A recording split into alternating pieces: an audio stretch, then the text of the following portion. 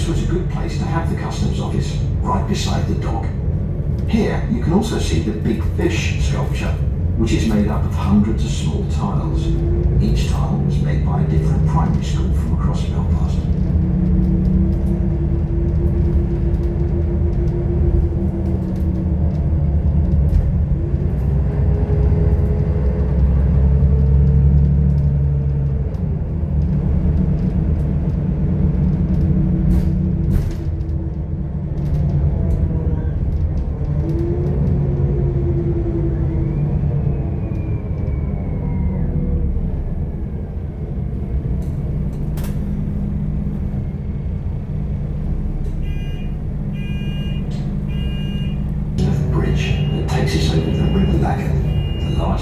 Belfast, which flows into Belfast Loch on our left.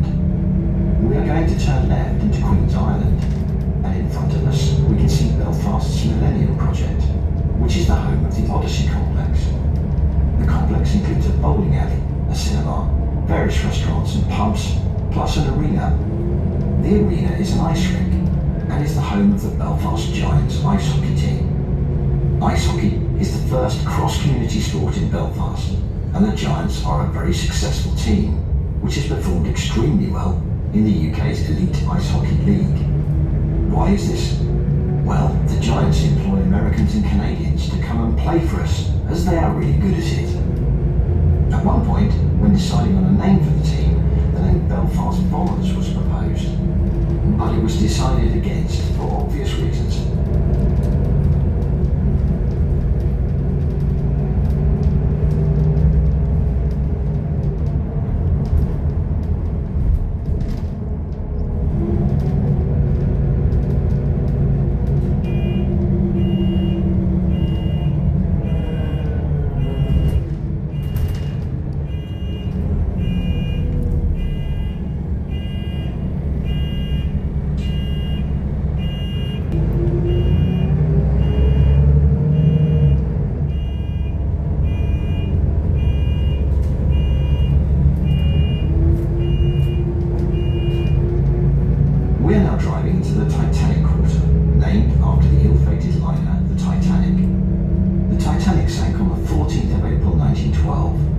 Despite this terrible tragedy, with over 1,500 people losing their lives, the people of Belfast are very proud that the Titanic was built here in the shipyard of Harland and Wolff.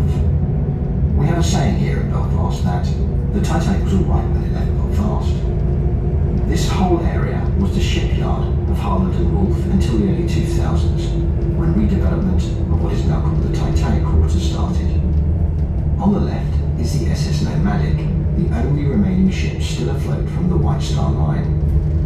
This ship was built to shuttle mail, baggage and passengers to the Titanic and its sister ship, the Olympic, when they were at Cherbourg, as these large ships themselves were too big to dock in the French port. Tours of the Nomadic are available.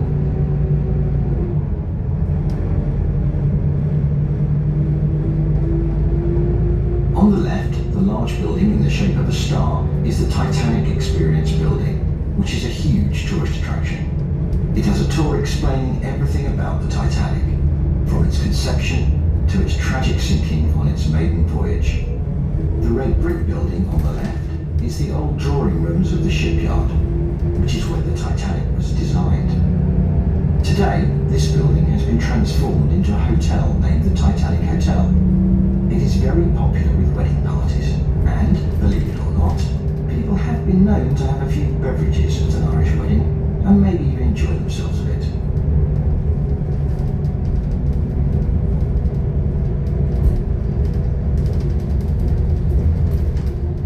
The large grey building on the left is Titanic Studios, and this was once the paint room for the shipyard. It is now a movie studio, and amongst other productions, this is where a lot of the Game of Thrones interior sets were filmed by HBO. Belfast has become a great place to make movies and TV shows over the last 20 years or more, and is fast becoming the Hollywood of Europe.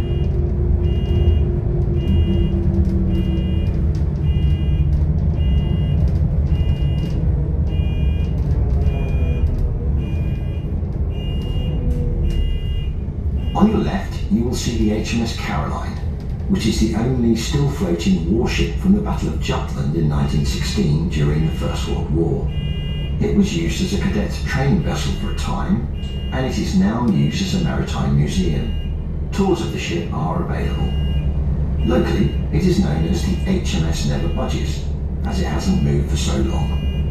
In the distance on the left, you can see a red brick building, which is the pump house, and the Thompson dry dock is below it. This is where the Titanic was fitted out with the likes of its grand staircase and luxury cabins before leaving Belfast for sea trials.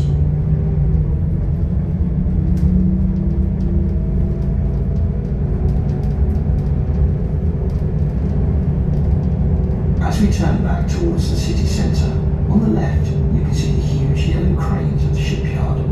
These were once the largest cranes in the world, and are called Samson and Goliath after the biblical characters.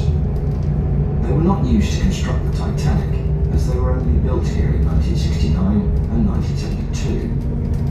They were brought here by Aristotle Onassis, who famously married JFK's wife Jackie.